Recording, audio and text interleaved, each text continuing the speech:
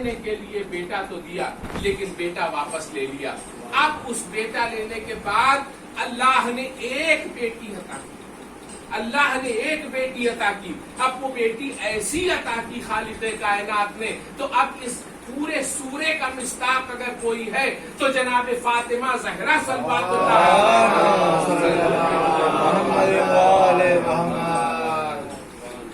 یعنی اب اس اعلان کے بعد اللہ نے ایک بیٹی دی, تو اب اس نسل کثیر کا جس کا تذکرہ ہوتا ہے کہ انا اعطیناک الکوثر, اے نبی ہم نے آپ کو ایک نسل کثیر عطا کی, تو اب نسل کثیر کی مصداق جناب فاطمہ زہرا صلوات اللہ علیہا اب آپ دیکھیے اعلان کر رہا ہے. تو اب فاطمہ کیا ہے؟ اللہ کے طرف سے اپنے نبی کو ایک تحفہ, یہ جو اتنے اعلان کے بعد اللہ دے رہا ہے اور انا کے چیلنج کے ساتھ دے رہا ہے کہ ہم نے آپ کو ایک ایسی بیٹی دی کہ جس کی نظیر پورے دنیا میں نہیں مل سکتی, تو ایسی بیٹی دی. اب حضور والا میں آپ کو ایک مثال دے دوں آپ کے سامنے کہ تحفہ اللہ نے اپنے رسول کو دیا. تو تحفے کی ایک خصوصیت یہ ہے کہ تحفہ لینے والے سے زیادہ تحفہ دینے والے کی شخصیت کی ترجمانی کرتا ہے. دینے والا کیسا ہے؟ اب میں مثال آپ کے سامنے دے دوں کہ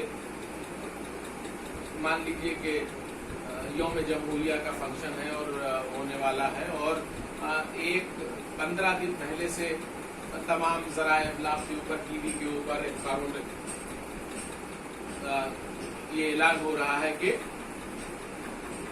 یوم جمہوریہ 26 جنوری کے دن صدر جمہوریہ پریزیڈنٹ آف انڈیا عزادار حسین صاحب کو ایک انعام دیں گے, اور 15 دن سے ساتھ یہ ہو رہا ہے اعلان, تمام ٹی وی چینلز کے اوپر آ رہا ہے, تمام ذرائع ابلاغ میں آ رہا ہے, اخباروں میں آ رہا ہے. اب صاحب وہ دن آیا 26 جنوری کا, مجھے بلایا گیا, میں وہاں پہنچا اور لوگوں نے دیکھا کہ کوئی ایک پیکٹ, ایک اچھا سا پیک کیا ہوا صدر جمہوریہ نے مجھے وہاں تمام لائیو ٹی وی کیمراز کے سامنے انہوں نے مجھے دیا. تو اب میں لے کر کے چلا گیا. اب جتنے میرے چاہنے والے تھے, جتنے میرے شناسا تھے, جتنے میرے جاننے والے تھے, ان کے دل میں بڑا تجسس ہوا کہ بھائی وہ جو صدر جمہوریہ نے پیکٹ دیا تھا اس میں کیا تھا. تو انہوں نے کہا کہ میں نے لوگوں نے پوچھا کہ بھائی ہم لوگ اسی دن سے بہت تجسس میں ہے کہ صدر جمہوریہ نے, اور اتنے دن سے اعلان ہو رہا تھا اور روز اعلان آ رہا تھا کہ آپ کو ملے گا یہ ایوارڈ, آپ کو ملے گا, وہ آپ کو ایک تحفہ دیں گے اور یہ تحفہ دیں گے. وہ پیکٹ جو آپ کو دیا صدر جمہوریہ میں, اس میں آپ نے کھولا, اس کے اندر نکلا کیا؟ تو میں نے دکھایا کہ ایک رینولڈ کا صاحب 5 روپے والا پین اس کے اندر پیکٹ سے نکلا.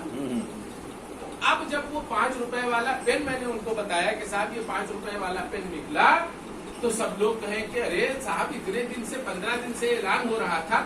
تو دیکھیے تحفہ دیا گھٹیا دینے والے نے, تو حضور والا توہین لینے والے کی نہیں ہو رہی ہے, توہین دینے والے کی ہو رہی ہے. اگر تحفہ دیا جائے اور تحفہ گھٹیا کوئی دے دے تو تحفہ لینے والے کی کوئی توہین نہیں ہوتی ہے, تحفہ دینے والے کی توہین ہوتی ہے کہ اتنا اعلان کے بعد دیا تحفہ اور ایسا گھٹیا تحفہ دیا.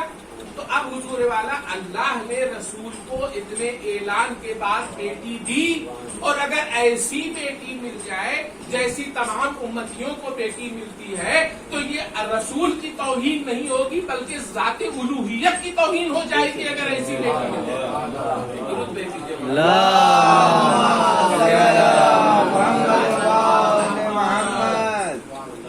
تو یہ اگر ایسی بیٹی مل جائے رسول کو کہ ان کو ویسی بیٹی, تو آپ یقین جانیے کہ ایسی بیٹی خالق کائنات ہے کہ جس کی نظیر پوری دونوں عالم میں نہیں مل سکتی, رسول کو ایسی بیٹی عطا کی گئی اور وہ شاندار بیٹی دی کہ بس ایک بات یہ ہے کہ تمام تر تاریخوں میں, تمام تر احادیث میں, صحائح ستہ میں دیکھ لیجیے متفق علیہ ہے کہ رسول اپنی جب بھی جناب فاطمہ آتی تھی رسول اپنی بیٹی کی تعظیم کے لیے کھڑے ہوتے تھے.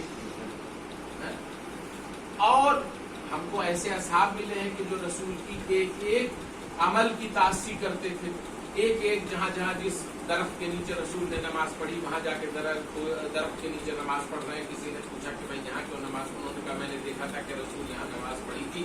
تو ایسے ایسے اصحاب گزرے ہوئے ہیں کہ جو رسول کے ایک ایک عمل کی تاسی کرتے ہیں.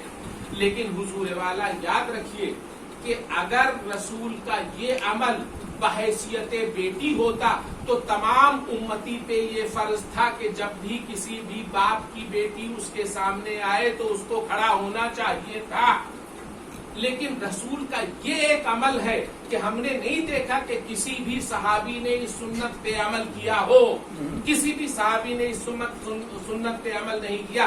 اس کا مطلب یہ ہے کہ یہ تعظیم فاطمہ بحیثیت بیٹی نہیں تھی بلکہ بحیثیت اس پیغام کو بچانے والی شخصیت کی حیثیت تھی کہ جو قیامت تک اس پیغام کو بچانے کی اللہم صلی علی محمد و علی محمد.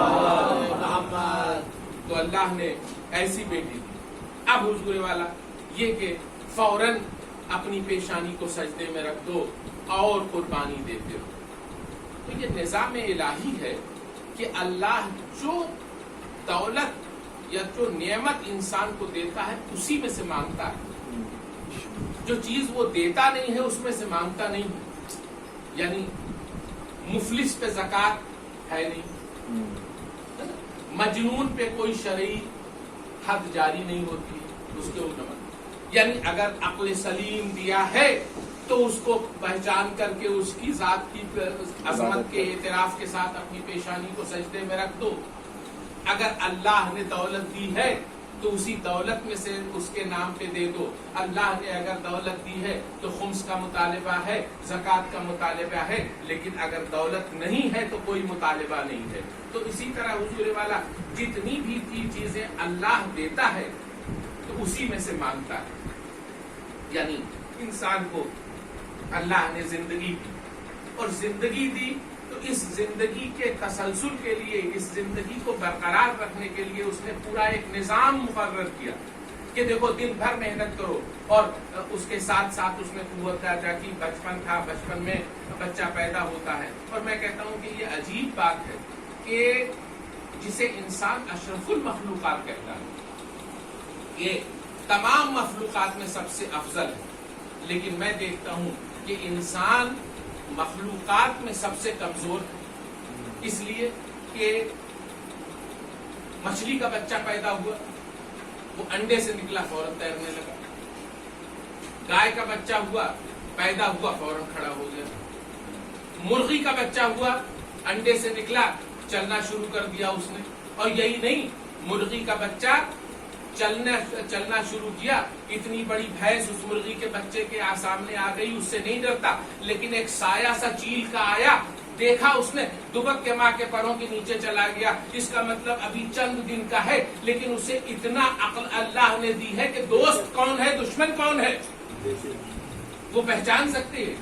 تو لیکن انسان کا بچہ کیا ہے کہ انسان کا بچہ پیدا ہوا, اگر ماں کروٹ نہ دلائے تو یہ کروٹ نہیں لے سکتا. اگر یہ گیلے میں لیٹا سوکھے میں نہ لیٹائے تو وہ سوکھے میں نہیں لیٹ سکتا. ایک دم بالکل کمزور, یعنی گوشت کا لوتھڑا ادھر سے کرتے ادھر سے کرتے.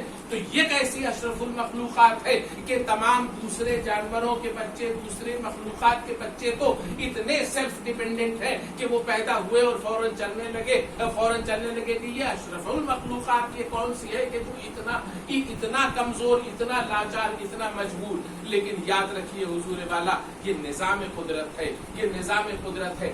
اگر وہ انسان کا بچہ بھی پیدا ہوتا اور پیدا ہوتے ہی کہتا mummy good morning daddy, good morning I am going, تو پھر پورا معاشرہ ختم ہو جاتا, پورا معاشرہ ختم ہو جاتا. نہ یہ رشتوں کی ہم آہنگی, یہ رشتوں کی محبت, یہ آپس میں اس ایک محبت آمیز معاشرے کا پیدا ہونا اس کی کمزوری پہ ہی مضمر ہے. جتنا جتنا ماں اس کے ساتھ ایثار کرتی چلی جاتی ہے, بچے سے محبت پیدا ہوتی چلی جاتی ہے, باپ اس کے ساتھ ایثار کرتا چلا جاتا ہے. یہ پورے معاشرے کے تانے بانے اسی کمزوری سے مرتب ہوتے ہیں. درود بھیج دیجیے محمد محمد و آل محمد. اگر اس کو दूसरे इंसान के बच्चों के, जानवरों के बच्चों की तरह पैदा हो जाता तो न कोई माँ को पहचानता, न कोई बाप को पहचानता। इधर पर आए उड़ने वाले चले गए, उधर चला ये बच्चा पैदा हुआ। तो इस तरह से न कोई वालिदैन के फराइज की बात होती, न कोई पूरा मुआशरा बनता। ये पूरा निजाम कुदरत ये है कि अल्लाह ने इसकी कमजोरी ने पूरे मुआशरे के फैब्रिक को उसने मुजस्सम कर दिया इस तरह से। तो अब हुजूर वाला, तो मैं बात कह रहा था कि अल्लाह जो नेमत देता है उसी नेमत में से मांगता है। उसने ये जिंदगी दी, उसकी नेमत है। उसने जवानी दी, ये उसकी नेमत है। अब हुजूर वाला आप याद रखिए कि इस जिंदगी को बढ़ाने के लिए, इस जिंदगी के कयाम के लिए, इस जिंदगी को बरकरार रखने के लिए जो उसने चीजें